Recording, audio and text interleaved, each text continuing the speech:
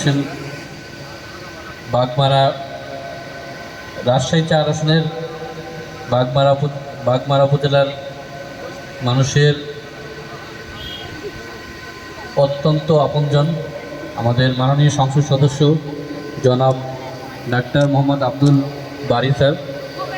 মঞ্চে উপবিষ্ট রয়েছেন আমাদের এই কলেজের অধ্যক্ষ, উপস্থিত রয়েছেন আমাদের বাগমারা থানার আমাদের অফিসার ইনচার্জের প্রতিনিধি, উপস্থিত আমাদের বাগমারা উপজেলার জামাতের নেতৃবৃন্দ, বাংলাদেশ জাতীয়তাবাদী দলের অন্যান্য নেতৃবৃন্দ, আমাদের প্রিয় শিক্ষার্থী ভাই বোনেরা এবং আজকের যারা বিদায়ী অনুষ্ঠানে যাদেরকে আমরা বিদায় দিচ্ছি সেই বিদায়ী ছাত্রছাত্রী ভাই বোনেরা, আমাদের প্রিন্ট এবং ইলেকট্রনিক মিডিয়ার সম্মানিত সদস্যবৃন্দ, বাগমারা প্রেস ক্লাবের সম্মানিত সদস্যবৃন্দ, সবাইকে আমার সালাম জানাচ্ছি। আসসালামু আলাইকুম রহমতুল্লাহ।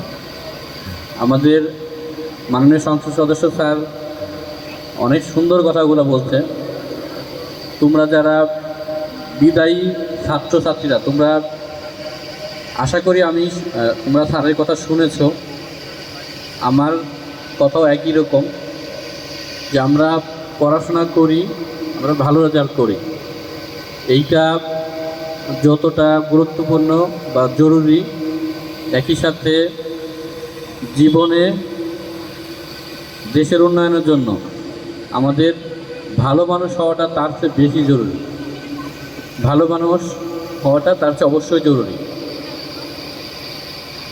আমরা ছোটোবেলা অনেক ধরনের ইংরেজি বাক্য শিখেছি, যৌগিক বাক্য, যেমন আমার বাবা কৃষক কিন্তু তিনি সৎ। এটা শুধুমাত্র ট্রান্সলেশন করার জন্য করানো না, পাশাপাশি এই বাক্যটার ভিতরে যে কত অন্তর্নিহিত তাৎপর্য রয়েছে সেটা বোঝার জন্যই কিন্তু তোমাদের এটা পড়ানো হয়েছে। একইভাবে এটাও পড়ানো হয়েছে যে তিনি ধনী কিন্তু সৎ না, এটাও পড়ানো হয়েছে। তো এই যে বাক্যগুলো বললাম যে তিনি ধনী কিন্তু সৎ না বা ভালো মানুষ না, তাহলে এইটা মানে তাকে কতটুকু সম্মান এনে দিতে পারে বা মানুষের মন জয় করতে পারে বা দেশের জন্য কতটুকু উপকার বয়ে আনবে। আর একজন মানুষ কৃষক বা গরিব কিন্তু সে সৎভাবে জীবনযাপন করে, ভালোভাবে মানুষ হয়েছে, তাহলে কোনটা গুরুত্বপূর্ণ?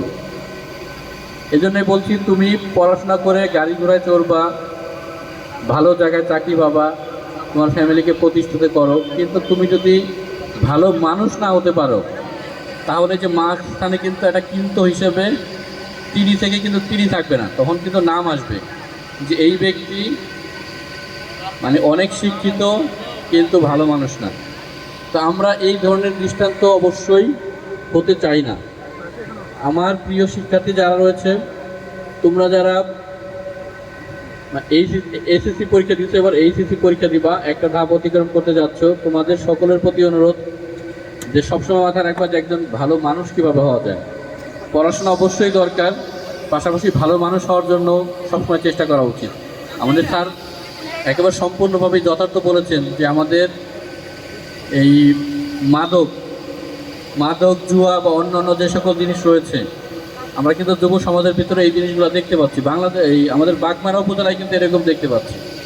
তো এই বিষয়গুলা তোমরা শিক্ষা অর্জনের পাশাপাশি আমরা ডিসিপ্লিন, আমাদের নৈতিকতা, আমাদের সহমর্মিতা, এই জিনিসগুলো যেন আমরা অর্জন করতে পারি, এই গুণাবলী যদি আমরা অর্জন করতে পারি তাহলে আমরা প্রত্যেকটা সমাজ, প্রত্যেকটা পরিবারকেই ভালো করতে পারব। আর যেহেতু বিদায় অনুষ্ঠান, আমি বিদায়ী আমার যেই ছাত্রী রয়েছে, যেহেতু স্কুলের সভাপতি, একটু পরামর্শ দেই, সেটা হচ্ছে যে পরীক্ষার জন্য মানে পড়াশোনা করে যতটুকু প্রিপারেশন নেওয়া দরকার, পাশাপাশি একটু মানসিকভাবে প্রিপারেশন নেওয়া দরকার যে তুমি একটা পরীক্ষা দিতে যাচ্ছ। এই পরীক্ষা দিতে গেলে তোমার কী কী চ্যালেঞ্জ হইতে পারে, শুধুমাত্র প্রশ্ন কঠিন হইতে এটা চ্যালেঞ্জ না, প্রশ্ন সহজ হয়েছে এটাও তোমার খুব সুবিধা না। চ্যালেঞ্জগুলো মাথায় রাখতে হয় যে পরীক্ষা কোন সেন্টারে, কখন পরীক্ষা, কোন দিন কোন পরীক্ষা, তুমি সেখানে টাইম মতো উপস্থিত হতে পারছো কিনা। প্রত্যেক দিন পরীক্ষা শেষ হওয়ার পর পরবর্তী পরীক্ষার টাইম কবে এবং কোথায় হবে ভালো করে আগে দেখে নিবা।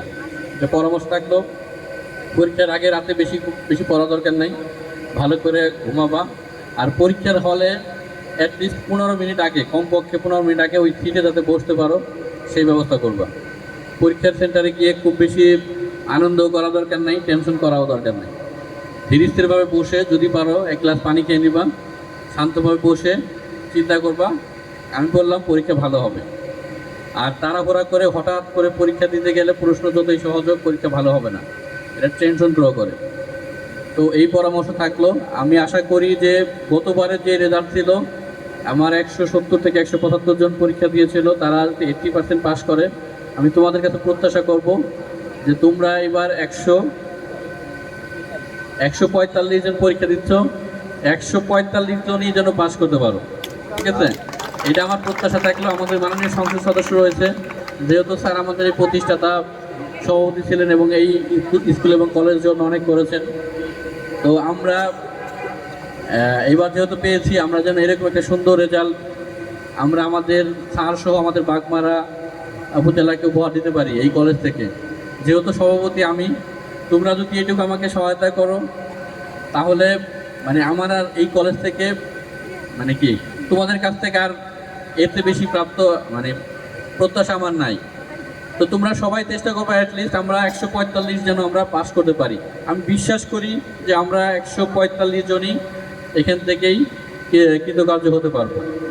আমি আর কথা বলবো না, আমি আবারও আমাদের সম্মানিত মাননীয় সংসদ সদস্য স্যারকে ধন্যবাদ জানাচ্ছি, অনেক কৃতজ্ঞতা জানাচ্ছি। প্রচণ্ড গৌরব স্যার, আজকে যেহেতু ফ্রাইডে, স্যার যেহেতু নিজে ডাক্তার, নিজে একজন ডক্টর, বিভিন্ন সারাদিন স্যারের ব্যস্ততা, তারপরেও স্যার অনেক সময় দিয়েছে এবং আমার তো বেশি সময় দিয়েছে। আমি আসলে স্যারের প্রতি মানে আমি প্রথমে সরি বলে দিলাম, তো আমিও আসলে আসতে পারিনি টাইম মতো, কিন্তু স্যার আসলে টাইম মতো সময় যেভাবে সেভাবেই আসছেন। স্যারের প্রতি কৃতজ্ঞতা, স্যারের প্রতি ধন্যবাদ জানাচ্ছি এবং তোমাদের সবার জন্য শুভকামনা থাকলো।